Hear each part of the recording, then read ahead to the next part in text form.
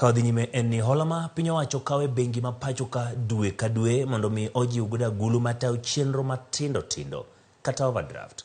Osemedore chiegni nyadidek e komenda morumo dwe mar auchiel higani. Mana kaka Edwin Okoth leronwa ma koro en achiel kuom ranyisi mag siso ma piny owacho mar Kenya Kwanza osebedo gode kao hola ma ichulo e nyinyo mamalo kata bang' singo ni gima kamano ne dhi rumo kod piny owacho mane otelie kod Uhuru Kenyatta.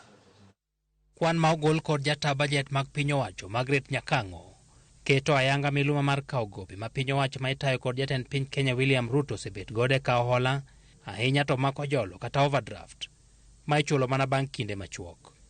Hola ma kamano osemedore kod atamalo 150 nyaka siling bilion 73 gi milion 600 e komenda morumo dwe mar auchiel higani. Ma en meduok chiegni nyadidek ka opim kod siling bilion 29 gi milion 400 mane okawo e komenda manorumo dwe mar auchiel higa mokalo. Piny owacho thoro kawo overdraft ka yore moko mag yuto tamore to chudo mag hola machon bende ochopo. Nyinyo ma ichulo e wi hola ma kamano bende koro osemedore nyaka siling bilion 5 gi milion 100 e komenda ma orumo dwe mar auchiel higani ka opim kod siling bilion 2,60 mane ochulo e wi overdraft e komenda mane orumo dwe mar auchiel higa mokalo. Kenya Kwanza mane okawo telo ayanga dwe mar 9 higa mokalo oseholo overdraft maromo siling bilion 64 gi milion 300 chiegni siling bilion 6 gi milion 400 dwe ka dwe.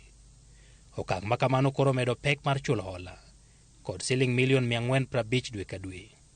E kinde kampen nyaka bang' yiero, tend Kenya Kwanza ne osiko ka seyo tend Uhuru Kenyatta kuom kawo hola ka gisingo ne gino gibi kawo hola kaka ne timore chon. We have a plan as Kenya Kwanza on how to manage debt. Number one, we have said we will first slow down, put the brakes on borrowing.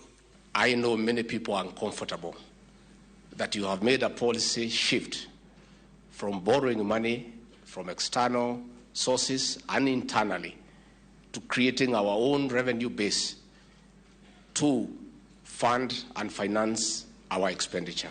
Gope ma Kenya nigo ne ochopo siling trilion 10 gi bilion 200, medruok mar atamalo 18.8 ka opim kod siling trilion 8 gi milion 600 e giko mar dwe mar auchiel higa mokalo.